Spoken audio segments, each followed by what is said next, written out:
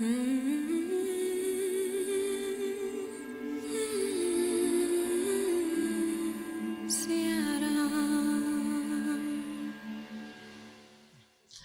my name is Angie Quidden with That's My Entertainment, and I'm here with Nitesh Tiwari, and we're talking about the Ramayana. So I'm really excited for this movie. For me, this is India's Marvel movie in terms of how it's being presented.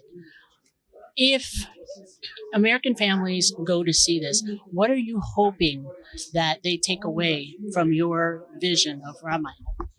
See, first of all, I'll talk about what Ramayan means to me, what Ramayan means to Indians, and probably the answer can come from there. Uh, Ramayan has been a part of our collective conscience for thousands of years. It is our guiding light. It is something which is so revered, in our country that we celebrate it every year. So, the core of Ramayana is human relationships and the emotions which are associated with those relationships. And I, as a storyteller, always very firmly believe that emotions and relationship stories transcend borders. They are universal, they are the same everywhere. A father son relationship, or a husband wife relationship, or the relationship between the brothers, or friendship, you know they are universal. Forms will change, probably the core values would not change, and that is exactly what Ramayana stands for. And now that we are giving it an execution which it truly deserves in the grandest way possible, so what you're going to be experiencing for the first time probably is the core values of Ramayana in an execution which you have never seen before. So probably it is something will just going to give you, not just you but your entire family, to come together and experience it in a theater, and take back home, some great moral lessons, and at the same time something which is going to give you a great time together with your family. When you worked on Odyssey with Christopher Nolan, opposed to working with Nitesh, what are the elements of the story in such an epic story also that you need to tell the audience, especially the American audience that's never experienced this before?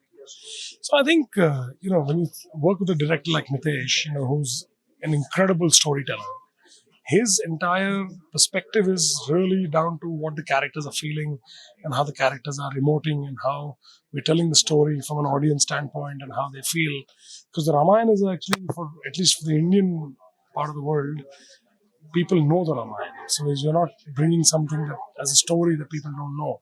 How do you actually help them feel connected to it, to a story that they already know, have seen it on television before? How do they really feel excited about it is a big challenge that we have from coming from one side of the world. And that is really the goal, is to try and blend the spectacle filmmaking with the absolute organic and heartfelt storytelling.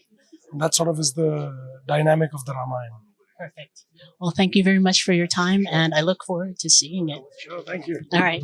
And I'm here with the animal himself, Ranbir Kapoor.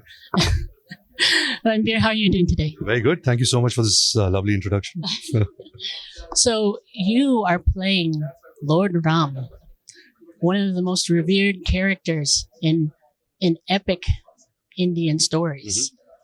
How do you introduce that to an American audience? Wow. Lord Rama is the conscience keeper of millions of people around the world for generations, for about 4,000 years. He's somebody who embodies the triumph of the human spirit in terms of adversities. He stands for courage, compassion, forgiveness, righteousness. He's known as Maryada Purushottam, which stands for an ideal man. The perfect son, the perfect brother, the perfect student, the perfect teacher, the perfect husband. He's somebody who, in times of conflict, will always act out of compassion and love and not out of ego. These are just few traits of Lord Rama, and I think his superpower is how human he is and how much he feels, and how selflessly he feels the emotions that are around him. and I'm excited to see your version of it. And I'm here with the one and only Yash, and I know half of you know him as Rocky Bai. So welcome to United States. Thank And Ramayana, one of the greatest stories in India coming to the United States. It's been brought here before, but now it is being compared to a Marvel movie.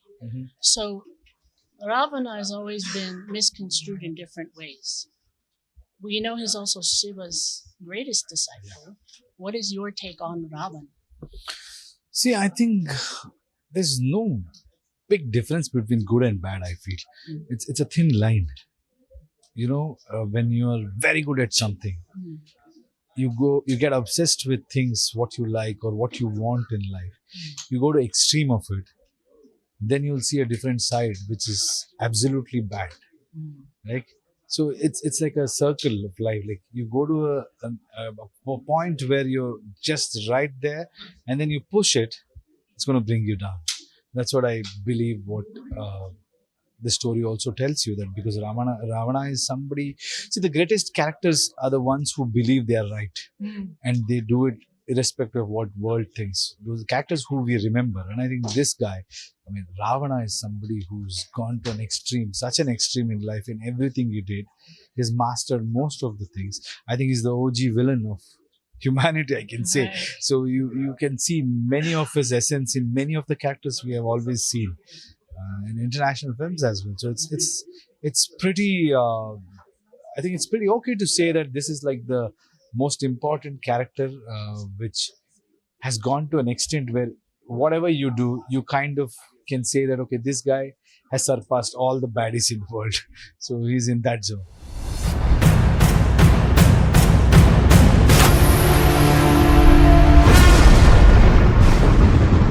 That's my entertainment. Dharma, karma, moksha.